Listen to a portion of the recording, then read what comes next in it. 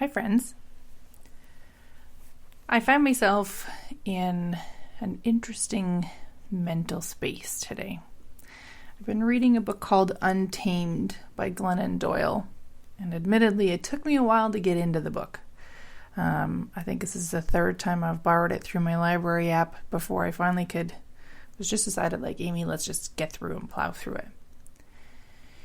And the last few chapters, the book's a little all over the place. It is an interesting read. It's definitely very thought-provoking. It's a book that a friend of mine, a fellow lead at my work, recommended to me, and it's interesting.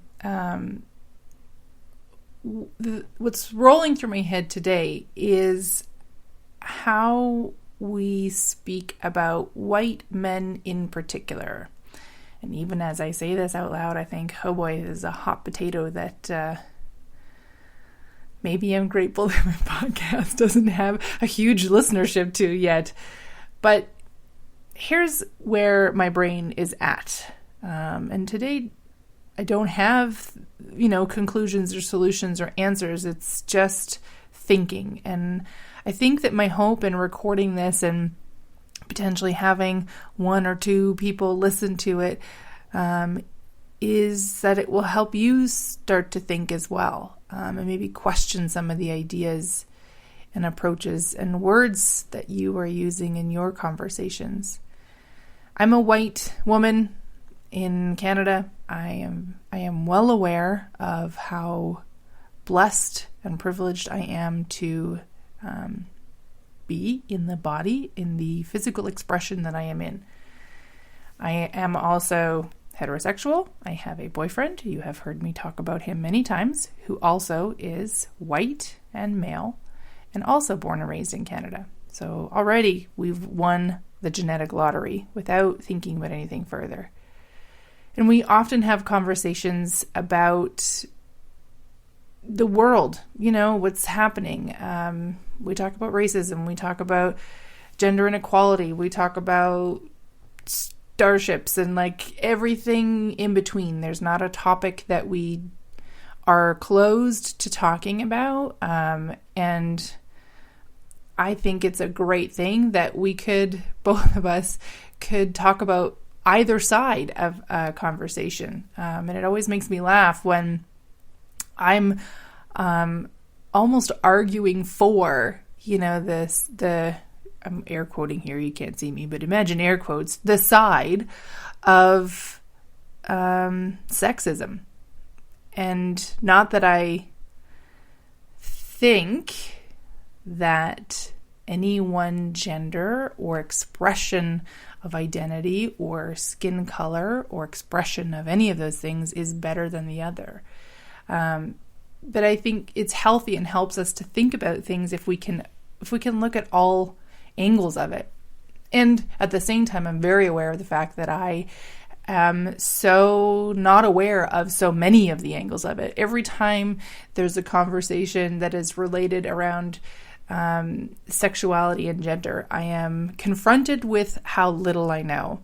And I do my best to ask open questions and inquiring questions and to lean in with curiosity. And I also am very aware that when I ask questions, because I learn best through conversation. People often will send me articles and I'll kind of read through those articles and I'll finish the article going, okay, well, but now I have 10 more questions. I actually learn best from conversation and I learn best from people sharing their experiences, but I'm aware that in asking for someone to lean into those conversations with me, I am literally asking them to lean into their vulnerability and expose themselves, with the benefit only being for me to learn. And that's challenging. It's really, really hard. It's a hard place to be in. It's tough for me to knowingly ask somebody to lean in there. And it's tough for them to see that and potentially feel this pressure that they now need to, I know there's a term for it that's not coming to mind, but effectively they need to educate me, right? I've asked them, so it's now on them to teach me.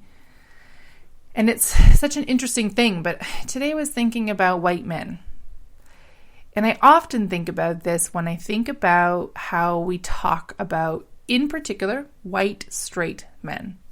And if you're a white straight man listening to this, I'd be curious about your thoughts. If you're not, I'd still be curious about your thoughts. But we often villainize white straight men, right? We, in particular, if they're rich. Those are the extra bad ones. Rich white straight men they're devil themselves. They are the reason that so much is wrong with the world. They are, all these things that we make them out to be. And yet I look at my partner in life, the person I choose every day to share my life with, the partner that I choose to engage with and speak with and learn from and share my most valuable resource, my time with. And he is a white straight man. And I find myself wondering, in all these conversations that we have, even though he's engaged in the conversation, and even though he also sees, what rich white straight men are doing and have done to the world and continue to do and get away with, what is the impact on him when the conversation is always villainizing white straight men? And so I'm reading this book, and I'm in this chapter that is talking about very, very short, sort of history on how the church got on the bandwagon of being anti-gay and anti-abortion, and it's fascinating. And he sits down to have a snack before he's about to head out for a bike ride, and I mentioned to him, and I just sort of read the page that I'm on, and I said, it's so interesting to me, and these are the things that I've been questioning for well over 10 years. In my 20s easily, I still went to church, and I was always looking for a church that was open and thoughtful and questioned all the things that, were written in the Bible. And I found a church that did a really good job of that. But even then, there was still this, the religious aspect of it. I'm just going to leave it there. If you've been to church and you have been questioning church, you probably are familiar with some of what I'm talking about. But as I mentioned this to my guy, and I say, as I'm reading this, and then I think about the chapter in the book that the author talks about how she raised her daughters. And she raised her daughters to be strong and independent and believe in themselves. And when they were in utero, already aiming to help her daughters know that they don't need to subjugate themselves to these ridiculous ideas of beauty that we have. And all the messaging that is just oozes through society for women. And it doesn't matter what race of woman you are and what your economic status is, there are some foundational pillars that hit all women everywhere. And then, of course, nuances, right? If I were a Black woman, I'd have different messaging. If I were a Latina woman, I'd have different messaging again, et cetera, et cetera. And in this chapter, she realizes, I also have a son. And she was watching the news and seeing what was happening with these boys and men, stories of murder and rape, and I can't remember them all, but all of a sudden it hit the author of I have a son and I haven't been actively leaning into, what is this like for him? And I've often thought about that. Our messaging, as women learn to find their voice, and as we learn to really empower and embody ourselves, this is something that is I feel the deep work of my life. I have been leaning into this so much and more in my own life about finding my own voice and really owning it. And not owning it doesn't look like standing on a soapbox and shouting it out in the street, but that deep, visceral confidence of just knowing who I am and having that foundational power to just speak my voice, not shouting, not tearing down, just wholly owning. And it is a deep passion of mine to help women everywhere find that and learn that and embrace that in themselves. I think I mentioned in the last episode that my team right now that I lead with my work is Holy Women. And it's such an amazing experience and opportunity for me to mentor young women in their journeys and help them understand, like, sometimes we need to nuance our voice. Never tone it down, but I always need to be careful about this because I never want to say to someone, like, you need to change your voice. We don't need to change our voice, but how can we find the deep grounding power that each of us has and speak from that place, as opposed to speaking from defensiveness or this. It still feels like defensiveness when we say, like, we need to own our voice and speak out. Sometimes it is, but speaking out from a place of defensiveness, of like, I am here and I'm going to prove to you that I am as valuable as you are, is not the same as speaking out from, I know my value, I own my value, I wholly embody who I am and the value that I bring. Those are very different voices, even if the messaging is the same. And that core energy that runs underneath it is different. But I don't know that we're teaching men that. Boys, I don't know that that is coming across. I actually think that a lot of the messaging that's coming across, in particular for our white straight men, is, you've had your time, it's now time for you to sit down and shut up. That's honestly what I think the messaging is that we're having. And it's a dangerous message to put out there. And we could easily draw correlations, I'm sure, to the Black Lives Matter movement. I don't think that souls who have black skin expressions are saying white people don't matter. I don't think they're saying it's your time to sit down and shut up. I think what they're trying to say, in my limited knowledge and understanding, is not you are lesser than and it's time for us to be more powerful. What they are saying is we are deeply valuable and as powerful and as amazing as anybody else that walks the planet, bar none. There is no but this or this and this. It just is. It's a foundational principle. And as my guy sat down to have a snack before he headed off for his bike ride, I was talking about this, and I said, I often wonder, how does this come across to you when we talk about white straight men? And it's often such a negative conversation, and yet you're a white straight man. And he didn't say anything. He shuffled his hands a bit, and then after a moment said, well, I'm going to head out for my bike ride.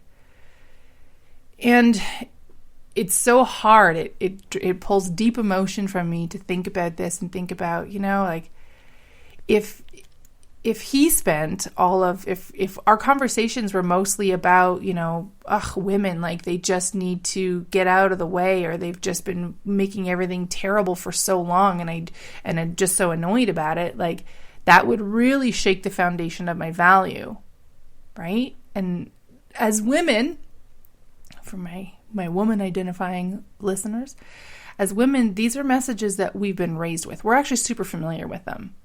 Ridiculously familiar with them. It courses through our DNA. We know these messages. We are very aware of them, and it's such an amazing time in the timeline of the world right now that we are actively questioning and challenging and washing these messages out of our bodies. And it's a lifetime worth of work, many lifetimes worth of work. I firmly believe that the work that we are doing today is going to make the next generation better set up to have some of those experiences that we are still working so hard for. I know that a lot of the work that I'm doing, the healing work that I'm doing, yes, it will improve my life. Yes, it's going to improve my reality. But I also engage in it with looking at my niece and nephew and saying, how can I do all that I can so that as they grow up in the world, they can then, instead of fighting this fight that has been going on for thousands of years, they can now move forward to the next thing. And they don't know what that next thing is. But in the meantime, as we own our voices and as we fully embody our divine cosmic power, how do we also have conversations and talk about what has happened without taking away the value and the divinity of souls who are on the outside expressing similarities? How do I have a conversation that says, I'm not okay with what's been happening? And yes, what's been happening has been most frequently led by wealthy, white, straight men, without the messaging coming across to someone like my guy that says white, straight men are bad, right? I look at him and I see the deep and amazing value that he brings to the world that I know that he struggles to see in himself. I know that. I know that everything out there is saying to him, you are not important. It's not about you right now. You're not important. You've had your time. Your time is over. And that's a really dangerous message to put out there. I don't know how to change that message. I don't know how to, have the intelligent and questioning conversations about what's happening and has happened in the world, and also communicate that deep value that I see in him. I don't know what that looks like, and I'd love to know what that looks like, and I think that honestly is the work that each of us needs to lean into. It's such hard work. It is hard work. Anybody who says that it's easy is lying. It's hard work, or they're naive. I don't know. There are many places in my life that I'm very naive to, and I'm aware of those, and I'm okay with those in some things. There are literally areas of my life that I choose naivete instead of getting into the weeds about it, because sometimes there are just too many things, right? There's just sometimes too many. And I know those moments. I fully recognize those moments when I actively choose to sit in the safety and security of my privilege. I am wholly aware of those. And does it make it right? I don't know. I don't know that it's wrong either. I think that it is just part of being human. I think that we can't always be in the fight. We can't always be immersing ourselves in all the inequalities and the unfairness and what's happening in the world, because when we do, we unseat ourselves, and we may lose the grounding that we need to be in order to be the fullest expression of ourselves. I honestly think that when we choose our focus not to be necessarily on changing the world, but on changing, pardon me while you hear a Kleenex, on changing our world within, that is going to drive change in the world without. And if you're familiar with manifestation or been digging into manifestation at all, what I learned more and more is that if I want to change my reality, if I want to be a multimillionaire, if I want to be someone who skis all winter long, if I want to be someone who drives a particular car or has a particular set of friends or has certain experiences, I need to change the inside of me in order to literally pull that in. Recently, I was offered and I'm in the process of accepting a promotion at work. And it's exciting. It's been a really fun week, going through that. But I'm also very aware of, as I watch all of this, all the movement transpire as this step forward, this leveling up begins to, there's a word that was in my brain that has now gone, but anyway, it's going to come back to me. as this starts to express itself in my reality, I'm also aware that the person I was 6 months ago, or the person that I was a year ago in particular, on the inside, would not be in this reality, because the inside of me was not yet at that frequency. So it almost feels like really just an affirmation. It's actually really neat. It's something I need to unpack a bit more, but it's such an interesting experience to watch all of this unfold and see things like the person that I'll be reporting to is a powerhouse woman who has had her own challenges, who's had to break into an entirely male senior leadership team. And, I'm fascinated by it. Part of the reason that I chose to accept this role is that I wanted to learn from her. I want to take where I am now and move to the next level. And if I look at that, I look at who are the examples that I want to follow. When I think about leads or managers in the past, there have been both men and women who have deeply impacted my growth and my trajectory. And I've been so blessed to have those come along on my path, and they continue showing up. And that's the part that's really cool to me. When I actively choose to listen to and learn from someone who is embodying a reality that I desire to have, it's actively changing mine. I have mentioned her many times. Follow Catherine Zenkina a lot. I mentioned the MBA course that I did, and we're going to go through it again in September, which I'm excited about. And I love the correlation of I'm stepping into this new role and I'll be doing this course, and off we go. The person that I will be in 6 months will not be the person who is recording this episode today. And that excites me. And I'm getting a little bit off track.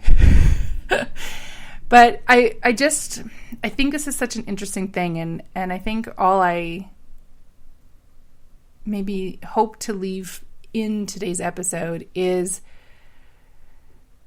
a challenge for you to also think deeply and consider carefully, how are you speaking about people or things? When talking about ideas in the world, how are you talking about them, and what's the impact? If the impact is that the words that we use is causing another human to feel unvalued, that's not okay. And I am open to learning how to have those conversations and how to find a way to intelligently speak and challenge the ideas that exist in a way that doesn't degrade someone else who might have a similar physical expression of the forefront of who's creating these negative experiences in the world. I know that it's easy to say, well, Amy, it's actually not your job to help your guy find value. And you're right, it's not. It's his work. That is the work of his lifetime, just as the work of my lifetime is to find my deep value and embody that wholly. But I also am very aware of and have intentionally and deliberately extricated myself from relationships and situations that have strong messaging where women are not enough, women are less than. It's messaging that I grew up my whole life with. It's messaging that has had very interesting impacts across my sisters and myself, and each of us embody and express that messaging differently. I would say that each of us are very, very strong feminists, and what that looks like will change, and it has changed over the years. And it's a continual challenge to be a human, a divine soul in this world, and to return to that deep, deep, deep divine expression that we have. I think that's honestly the challenge of our lives as humans, is finding a way to move back to that deepest, truest expression of who we are. And the deepest, truest expression of who we are, I don't believe, is our souls who create divisiveness. I don't believe that they are souls who look at another soul and say, well, because you have this particular expression, therefore you are less valuable. I don't think that at our deepest core, that is what we are. These are big ideas that I'm talking about. These are big, enormous conversations that I'm touching on, and I'm wholly aware of it. So, yeah, I think I'll leave it there. I think that I hope that this will cause you to think deeply about the words that you're using and how you enter and engage in those conversations. And I would challenge all of you to consider how you talk about people. One of the things that, little last tidbit to share with you. One of the things that I've been learning since having moved into leadership is the power of inclusive language. And specifically the word guys, and using that term to address big groups of people who include not just male expressing or male identifying people, but women and people of all sexual expressions. Not sure if I have that correct. So I have been actively, it took some work. It took some work for me to be able to remove that from my language, and sometimes it still slips in. It's one of the terms that I think is so fascinating. It just rolls into society. But I had to learn about it as well, and understanding that it's such an insidious thing that just sits there like a quiet, current of electricity that is quietly reinforcing male identifying souls are the most valuable. They are the ones we are always speaking to. They are the ones that are seen and heard.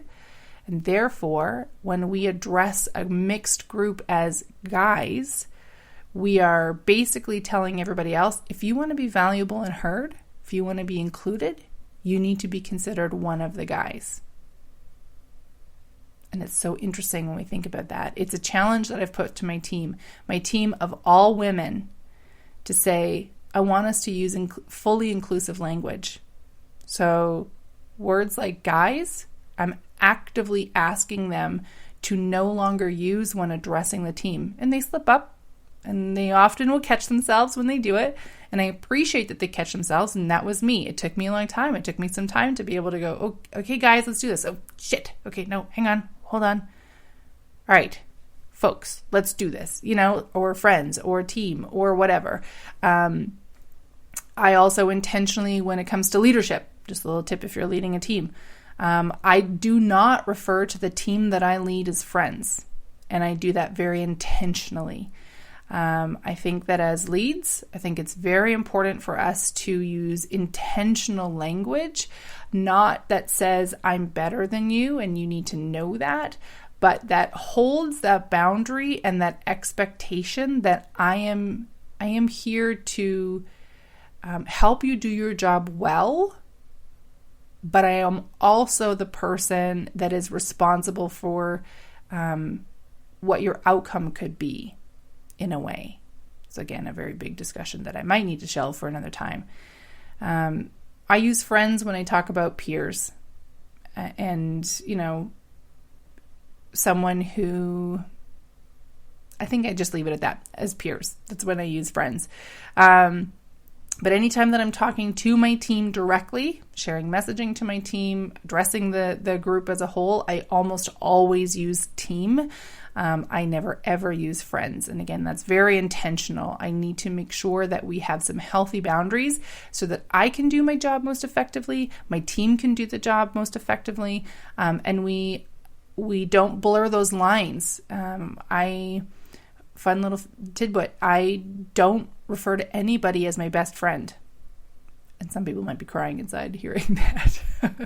The reason I don't refer to anybody as my best friend is that in my life, in the past, when I have, come to that, oh, this person is my best friend, before I say this, I know you're going to say like, Amy, there's some deep healing work. You're right. There is some deep healing work. But I've been hurt. I have been let down. Best friend to me is a over-socialized term that means something that is very rarely held up. It's a very sort of general, broad sweeping view of my perception of best friend. And it's been interesting. I've talked about this with my guy about, like, are we best friends? And he's like, I think you're my best friend. I'm like, really? I don't think you're my best friend. I think you're my partner. To me, that actually has much more value. And he sees me as that too. It's not like, oh, you're my best friend and therefore you're less valuable as a partner. No, but I think his experience with the terms of best friend has been different. Anyway, I digress. And now I've been rambling on for a little bit. So coming back to it, like I said, I want to leave you with this of just challenge you to think about the words that you're using and how you're using them. How are you engaging in conversations? Are you leaving space in conversations for all voices? And this is for every person who happens to hear this. I don't care whether you are male identifying or woman identifying or black, white, purple, whatever. It doesn't matter. I want to challenge you to think about, when I speak and in the words that I use, do I leave space for all voices to be heard? Or is what I say and how I say it actively closing the door from people engaging? And even in like your body language, I am fascinated, absolutely fascinated with fighter jets. I honestly, it was a goal of mine when I was a kid. I wore glasses, therefore couldn't be a fighter pilot. But I do believe that in another alternate reality somewhere, there is a version of me that is a fighter pilot. But I'm also into cars. I love cars. I think sports cars are cool. I love, learning about cars. I love talking about cars. I find, well, I'm going to say guns, but just sort of the word I'm probably going to use is wrong. I don't think munitions is the right word, but I just find them fascinating. I think they're interesting. I think that it's interesting to me how, they work and the shapes and what they can do and things like that. And am I pro gun? I don't know. And now I've wandered into some really deep territory. But my point being is that these are big topics that are generally seen as very male topics. So when they come up in social conversations, my guy who's also very well versed in these, and we often have great conversations about these, people will default, they will literally move their body language to speak to him. And when I ask questions, their demeanor changes. And instead of having an open conversation, their demeanor and body language is actually one of, oh, let me teach you. Whereas they talk to my guy as, you're an equal, therefore I will just speak with you as an equal. But when I ask a question, their body language and the words they use changes to, I'm going to teach you, meaning I am lesser than them. It's cute, sort of like a little pat on the head of, oh, look at you, like, a girl is interested in these kinds of things? What? I'm just like, girls are interested in all kinds of things, I'm just going to say. So watch for those things. That's a long PSA that it's taken me a damn long time to get to. Thank you for sticking with me. You're still listening to me ramble through. But anyway, that's it. Let's create inclusive conversations. Let's find ways that everybody gets to participate, and not in the most open and just open and thoughtful way possible. Don't make assumptions based on their gender expression, the color of their skin, the clothes they are wearing, the way they style their hair, any of those things. Don't make assumptions based on any of that when engaging in a conversation. And then if someone asks an open question, and in particular, if you are non-heterosexual, whatever that expression looks like for you, my ask is that you help us learn. And if you're not comfortable, then I hope you feel confident enough to say, this is not a conversation that I'm willing to step into with you. However, I can share some resources for you to have a look at if that helps. Yeah, that's what I'm going to leave it at with that. This was a loaded episode, a very great departure from, I think, where I'm normally talking about. Just looping back to my experiment of that trust, surrender, and radical self-love. I think that conversations like this are directly in line with that experiment. And I mentioned before, this promotion, and it's fascinating to me. I'm in deep trust and surrender this week as I await to see the compensation that is included with this role change for me. So it's been very interesting. That's a topic I might touch on in a future episode once I see what happens. But I am practicing that deep trust and surrender. And in engaging in this conversation with you, I'm also practicing that deep trust and surrender that you will just hear the best version of what I hope to communicate. With that, I'm calling it. I could be here for hours talking with you, but let's not do that. You don't have time for that. I probably should have a shower. So I wish you a wonderful day wherever you are. I encourage you to lean into those challenging conversations with open hearts. And I thank you for being willing to even think about challenging the status quo. I think as we do more and more of that, our world will change for the better. So thank you for doing hard things. Bye, friends.